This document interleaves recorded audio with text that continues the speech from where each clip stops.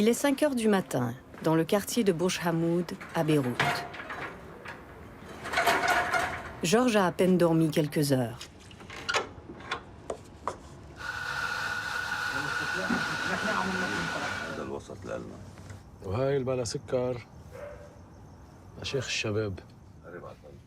Georges est agent de sécurité. Mais depuis le début de la crise, il a dû ouvrir cette supérette. On doit manger, faire vivre la famille. On a des dépenses, un loyer à payer. C'est la vie. Si on ne travaille pas, on va devoir mendier. On travaille à la sueur de notre front pour pouvoir nourrir la famille.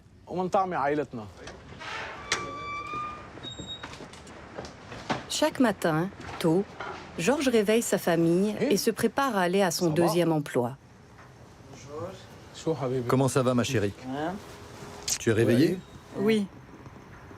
Il vit avec sa femme et ses 5 enfants. Tout le monde doit travailler, même la Benjamine qui a 18 ans. Ma fille, c'est Trida, est la plus jeune de la famille.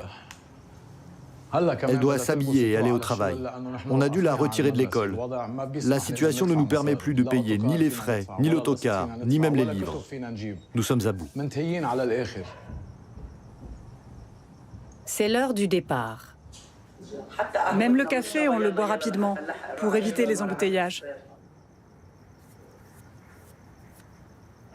Faute d'électricité, cette Rida se maquille à la lueur de son smartphone. Elle est apprentie esthéticienne et gagne à peine 7 € par mois. Quant à Georges, depuis la dévaluation de la livre libanaise, son salaire est passé de 900 à 60 € par mois. Si ça me suffisait, je ne me réveillerais pas à 5 heures du matin. Je travaille de 5 heures à 10 heures le soir. Qu'est-ce que je peux dire de plus?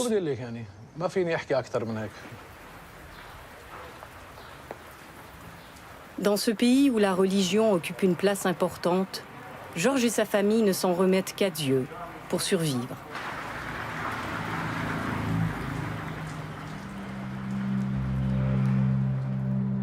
Après 2 ans de chute vertigineuse, Beyrouth est à genoux. Ce n'est plus une crise que traverse le Liban, c'est un cataclysme. Depuis l'effondrement du système bancaire, ce petit pays, miné par la mauvaise gestion et la corruption de ses dirigeants, a connu un déclassement spectaculaire. Dévaluation de la monnaie locale à 90% de sa valeur. Pénurie de carburant, d'électricité, de médicaments, flambée des prix.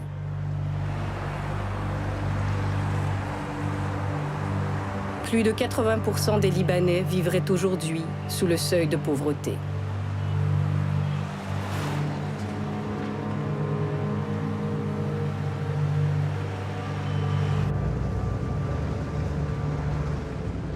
Georges est de retour du travail. Il est 15 heures.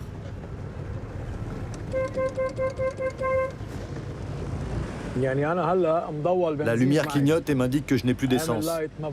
On a croisé 5 stations et elles sont toutes fermées. Les 20 litres sont passés à plus de 20 € et il n'y a pas d'essence.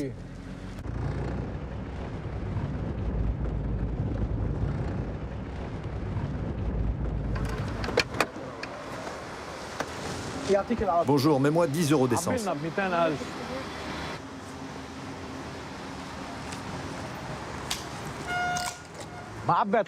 J'ai rempli moins de 10 litres. Mon salaire est de 60 €. Qu'est-ce que tu veux que je fasse? Je peux juste me rendre au travail demain.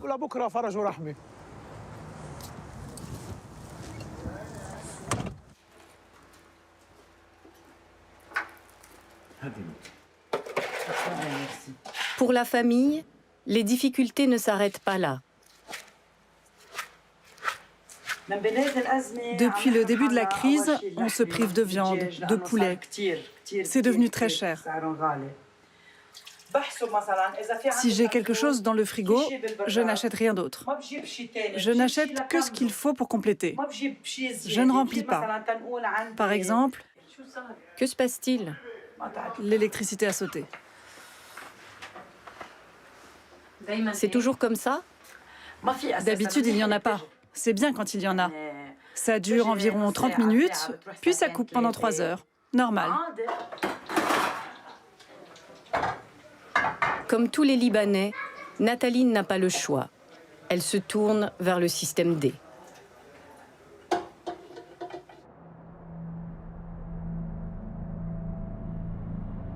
La nuit tombe sur Beyrouth. L'effondrement du pays a entraîné un sentiment d'insécurité ainsi qu'une hausse de la criminalité.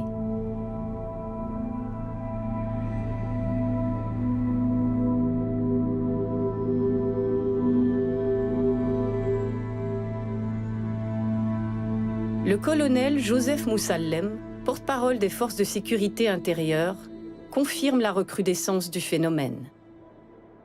Les vols ont augmenté de 135%. Dans les maisons, les institutions, on vole des choses qui n'avaient pas de valeur avant. Les pièces de voiture, les fils électriques, les batteries, les bouches d'égout. Depuis la dévaluation de la livre, tout prend de la valeur. Avant, avec 10 €, tu ne faisais rien. Aujourd'hui, 10 €, c'est 200 000, 300 000 livres. C'est rentable pour les voleurs. Mais nous avons une volonté très forte de combattre le crime. La police tente de montrer que la situation est sous contrôle. Mais certains signes ne trompent pas. Les caméras de surveillance sont souvent en panne. Sur le terrain, nous accompagnons une patrouille. Passe par Sodeco et va à Ras El Naba. Dans leur mission, les policiers semblent un peu démunis. Il y a des vols dans tous les quartiers, pas d'endroit précis. Beyrouth est une grande ville. Des rues mal éclairées, des équipements défectueux, une démotivation générale. Les policiers subissent la crise comme tous les Libanais. Ce sujet, toutefois, ils refusent de l'aborder. Je ne peux pas répondre à cette question. On fait uniquement ce qu'on nous demande de faire. Le reste, on n'a pas le droit. Il n'existe pas de statistiques fiables, mais de nombreuses défections auraient eu lieu au sein des forces de sécurité. Avec des salaires d'à peine 60 € par mois, difficile de rester à la manœuvre. Dans ce contexte délétère, l'inquiétude s'accentue. Et certains n'hésitent pas à prendre leur sécurité en main.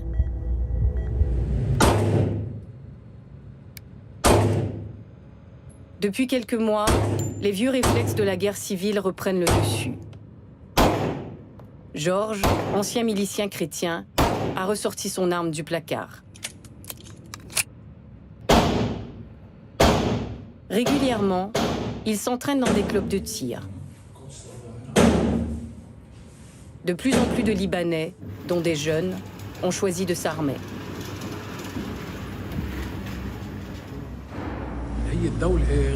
L'État est absent et il n'y a pas de sécurité. Il y a beaucoup de voyous.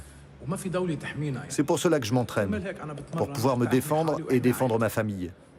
Et tant que la situation ne sera pas meilleure, j'amènerai mes enfants pour qu'ils s'entraînent aussi. C'est l'heure de fermeture dans le quartier de Georges. Les commerçants baissent les stores et les rues commencent à se vider.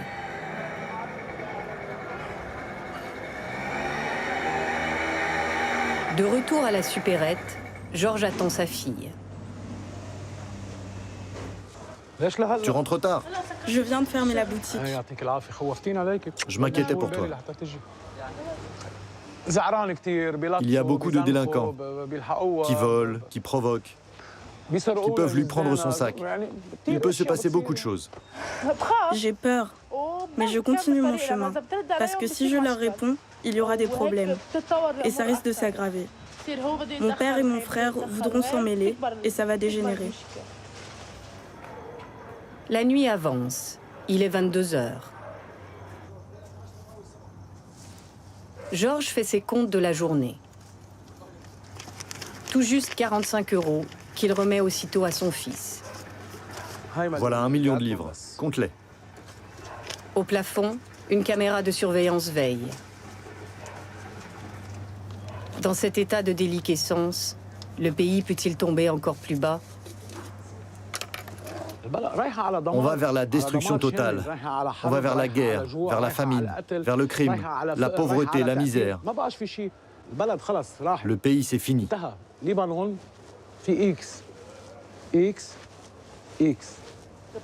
Libanon.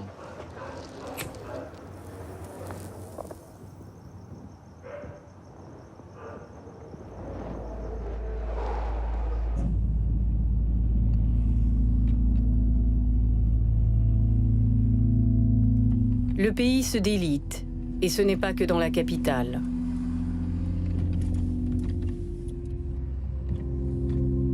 Nous prenons la route de la vallée de la Bekaa, une zone agricole et plus traditionnelle à l'est du pays.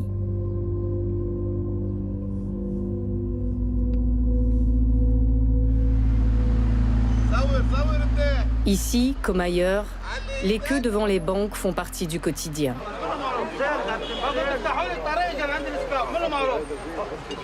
Depuis le début de la crise, les clients sont les otages des institutions bancaires. Leurs comptes sont bloqués et les retraits en espèces sont limités.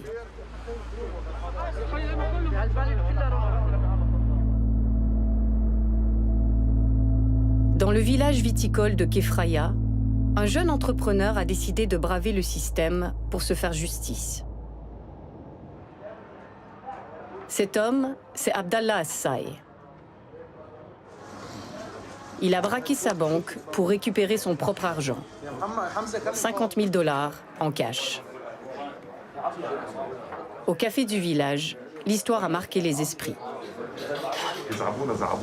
On évacuait les gens autour de la banque. On disait qu'il y avait un fou de Kefraya qui était dans la banque et voulait mettre le feu. Il a juste repris son dû. C'est au moment où tu es sorti de la banque. Tu te rappelles?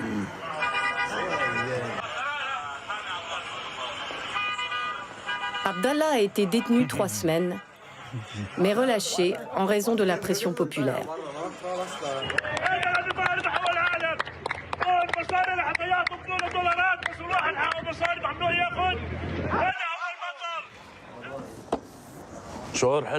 Je suis très heureux.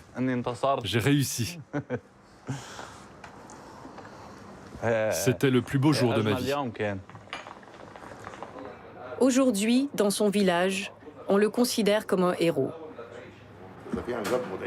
Si les Libanais voulaient vraiment leur argent, tout le monde aurait dû faire la même chose, le même jour, et braquer toutes les banques du pays, tout le monde ensemble.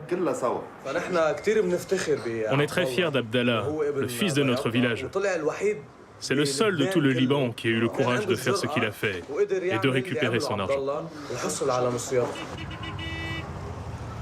À quelques kilomètres de là, la banque d'Abdallah porte encore les stigmates de l'événement. Tu as vu la banque? Tu filmes ce qu'ils ont écrit? Le système est corrompu. Abdallah est un héros. Ils ont aussi écrit « Les banques sont des voleurs » et « Pouvoir terroriste ». C'est ce qu'ils sont.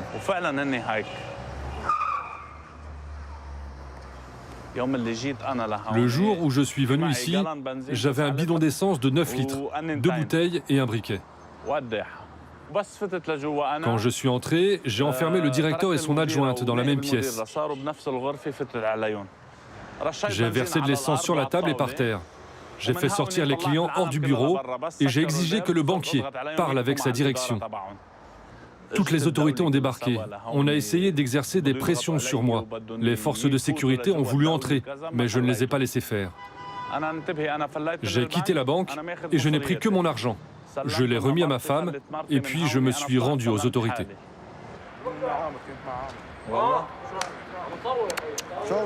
Même devant la banque, nous sommes interrompus par des sympathisants.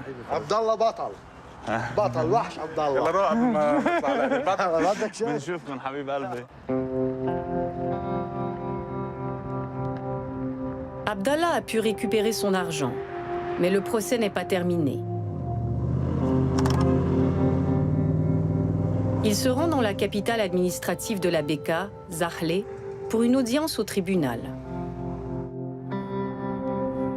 Malgré ses démêlés avec la justice, il ne regrette rien. Je ne sais pas de quoi les gens ont peur. Ils ont peur de la prison? Qu'on les emprisonne. Moi, je ne suis pas entré pour voler. J'ai pris mon argent. D'accord, je l'ai pris par la force. Mais c'est eux qui m'ont obligé à utiliser la force.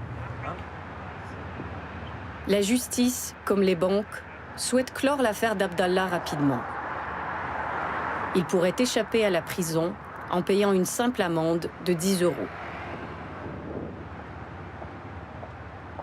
Après la séance, Abdallah ressort avec son avocate Dina. Comment ça s'est passé? Tout va bien.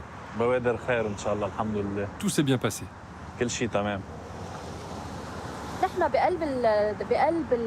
Pendant l'audience, la juge d'instruction a souhaité qu'il y ait une solution à l'amiable.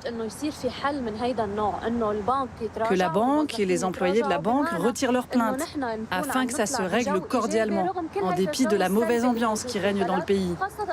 D'autant plus que c'est une cause juste, ce n'est pas un caprice. C'est une victoire? Oui, une vraie victoire. Pour les autres, je ne sais pas, mais pour moi, c'est même plus qu'une victoire. L'affaire n'est pas encore conclue, mais le message est clair. Les banques veulent à tout prix éviter que cette histoire ne fasse davantage de remous.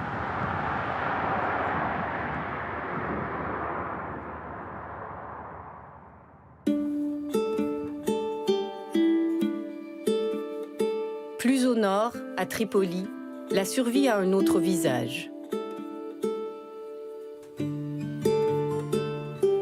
Deuxième ville du pays, elle a été classée comme la plus pauvre du bassin méditerranéen.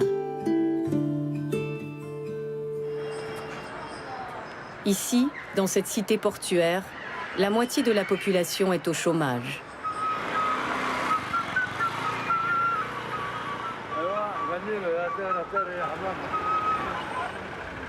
Les gens bradent leurs affaires personnelles et vendent des bidons d'essence au marché noir. Ici, même les mobylettes sont décharnées. À Tripoli, il n'y a aucune perspective, sauf la mer. Depuis le début de la crise, pour la première fois dans l'histoire du pays, de nombreux Libanais tentent de rejoindre l'Europe dans des embarcations de fortune. Mehdi est l'un de ces candidats à l'exil. La quarantaine passée, il possède un petit garage. Donne-moi la clé, Allen. Mais il n'arrive plus à s'en sortir. Avant la crise, je gagnais 50 à 100 € par jour, ce qui me permettait de vivre convenablement. Maintenant, je ne peux même pas faire 10 € par jour. Chaque jour, ils augmentent le prix de l'essence, du mazout, du générateur, des communications. Ce qu'il y a de mieux, c'est de partir.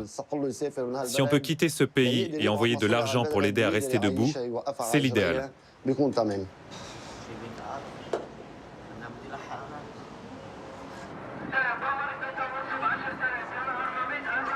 Mehdi habite le quartier populaire de Mina, près du port.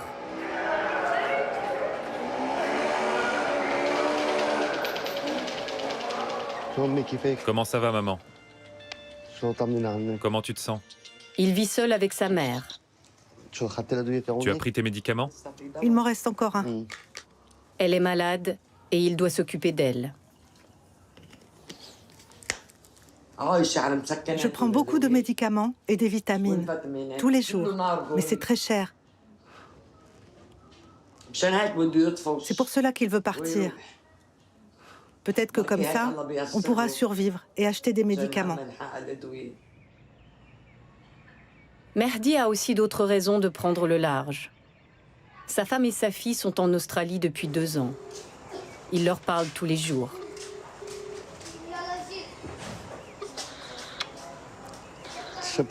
C'est papa. Tout va bien, ma chérie? Comment ça se passe chez vous? Le Liban te manque? Tu veux quelque chose, mon ange? Mehdi souhaiterait les retrouver, mais elles sont en situation irrégulière. Si elles obtiennent leur carte de séjour, je pourrai les rejoindre avec le regroupement familial. Mais partir seule, c'est impossible. Ils ne m'accueilleraient pas, parce qu'elles vivent aux frais de ma belle famille. Il y a quelques mois, Mehdi a déjà tenté l'impossible, traverser clandestinement la Méditerranée. Avec 82 habitants de son quartier, ils ont acheté une embarcation et sont partis vers l'Italie. Mais le voyage a mal tourné. Ici, c'est quand les Grecs nous ont attrapés, nous ont jetés dans ce canot de sauvetage. Tu vois comme on est loin de la terre? On était au milieu de la mer. On était entre ciel et mer. On ne savait pas où on était.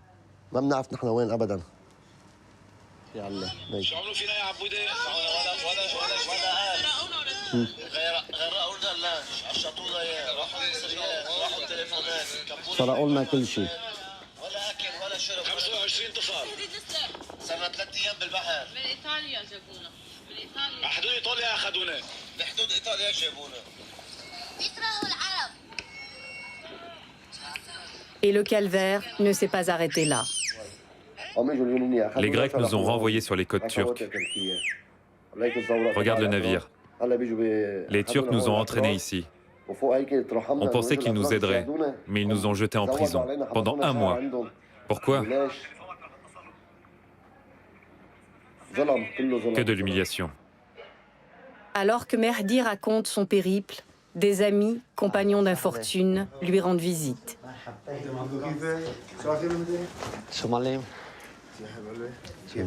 Rabah et Ahmad ont pris la mer avec leurs 2 enfants, dont un bébé malade. Où on va? En Italie? C'est dangereux, mais mes 2 enfants sont plus en danger ici qu'en mer. En mer, le risque est entre les mains de Dieu. Mais ici, avec les hôpitaux et les soins, je n'arrive pas à soigner mes enfants. Le petit doit aller à l'hôpital tous les mois. Ici, il nous faut mourir à petit feu. Avec cette guerre économique, on meurt lentement. Personne n'a d'empathie pour les pauvres. Qu'ils viennent voir comment vivent les pauvres. À quel point nous n'avons pas de quoi nourrir nos enfants. Comme Mehdi, ils ont tout vendu pour financer leur départ. Mais ils sont déterminés à recommencer. Je n'ai pas peur. Ce qui nous est arrivé est inimaginable. On a connu le pire. De quoi pourrais-je encore avoir peur? On va essayer 1, 2, 3 fois, jusqu'à ce qu'on y arrive. Si je dois mourir en mer, je mourrai en mer. On me dit qu'il ne faut pas sacrifier ses enfants. Mais ça m'est égal. Ici, il n'y a rien d'autre que l'enfer.